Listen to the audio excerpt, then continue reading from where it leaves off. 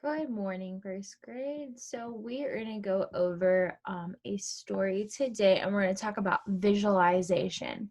And visualization is when we picture in our head what is going on, but also we can visualize in our head something else that we might think of. It's called Alicia's Happy Day. It's by Meg Starr, and the art is by Ying Ha Hu and Cornelius Van Wright.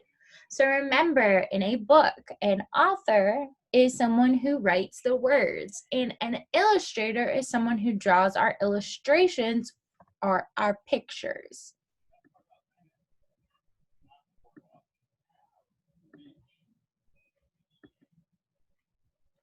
May you have a day that's twirly swirly. So a good reader looks at our story and thinks to herself, what do you think this book's going to be about? And this thing that says, may you have a day that's twirly and swirly. And think about, what exactly might the author mean by that? May you hear salsa and start to dance. Salsa is a type of music that you can dance to. As you can tell, the little girl right here is dancing.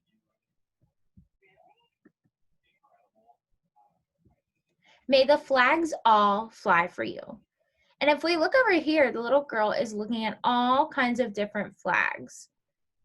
And you can see right here is the United States flag. And there's all kinds of different flags from different countries. Taxi cabs all stop for you. Now I want you to stop and visualize and think to yourself, what might it look like if you were in a taxi cab? And where would you go in that taxi cab? So go ahead and take a minute and visualize that. And again, visualizing is when we're picturing in our head what is going on. Airplanes right in the sky for you. Happy birthday. So as good readers, we can stop and think, do you think it's her birthday? If it's saying airplanes right in the sky for you and they say happy birthday, you can think, maybe it is her birthday. Walk signs say walk in time for you. Also, I want you to stop here and I want you to, again, visualize in your head and think to yourself, okay, if I'm out in the street and I'm going to walk across the street, visualize the signs that are around you. Visualize as you see, she's seeing the walk sign. All right, there might be a hand like stop hand. Okay, that means do not walk. But when it's blinking, or when you have somebody on the screen that is walking, like a person walking, that means walk. And then when it starts to blink, that means you have a couple seconds left to go ahead and walk across the street. So again, a good reader visualizes in their head what's going on in the book and picturing it in their head and seeing if they can make comparisons to their life. And pigeons bow shiny next to you. While friends decorate and chalk for you. And if you stop and look here, you can see that her friends, what are they making? Yeah, they're making a birthday cake for her. May the orange lady give a ribbon of peel to you.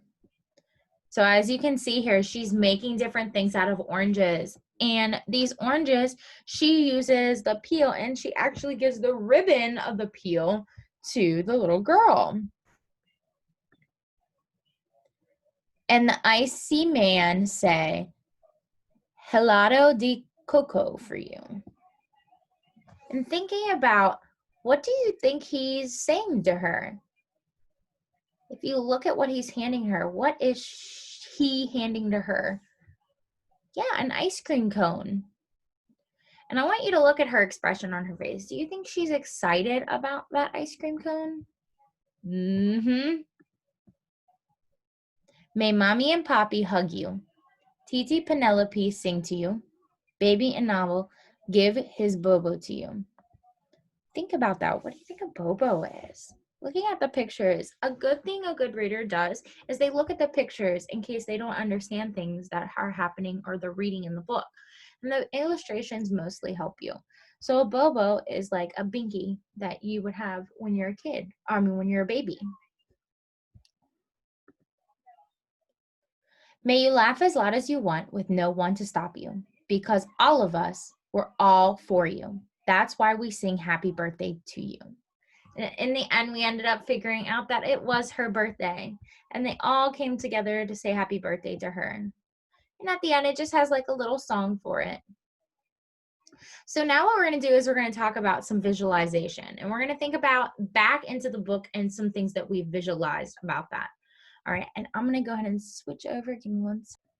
So I just want to think and look at it, take a piece of paper out and kind of visualize in my head first kind of what was going on in the story and what are some of the illustrations that we saw.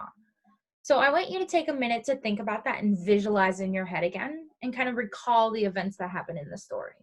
Then we're going to take our piece of paper, and after you're done visualizing, we're going to go ahead and draw some things. And it could just be one object that you remember from the story that you're visualizing in your head, or it could be a whole entire scenery of something. All right, so go ahead and take a minute and think about that. Once you're done, you can go ahead. If you're not done and you're still visualizing, you can always press pause. If not, and you're done. One thing that I do remember, it was a big thing, kind of a big part of the story, was her birthday, and she had the birthday cake. So I'm going to go ahead and design a birthday cake. All right, and I'm just going to go ahead and draw some candles because that was, a big part of her birthday, about the book, because it was all leading up to talk about her birthday. So I'm just going to draw some birthday candles, and that's what I'm visualizing in my head. Some birthday candles. And again, your picture doesn't have to be perfect. And then I'm just going to write happy birthday.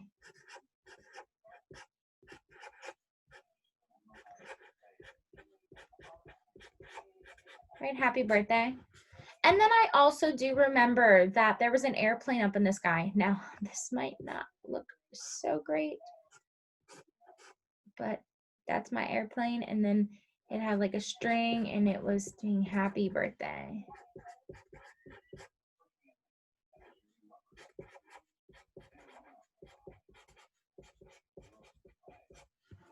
Now, something that you can think about, so they actually wrote it in the sky, all right? And that's something that you might have thought of, or you might have remembered, but I just did it kind of on a string. But I'm still visualizing kind of what happened in the story. All right, so visualization is extremely important when you're reading stories. With visualization, you can read a story and you can kind of, in a way, sometimes make up the end of a story. If it leaves you on a cliffhanger, leaves you on a part of the story that you're like, what happens next? You can always visualize and figure out, you know what, this is what I thought how it happened next. So again, visualization is a key factor of being a great reader.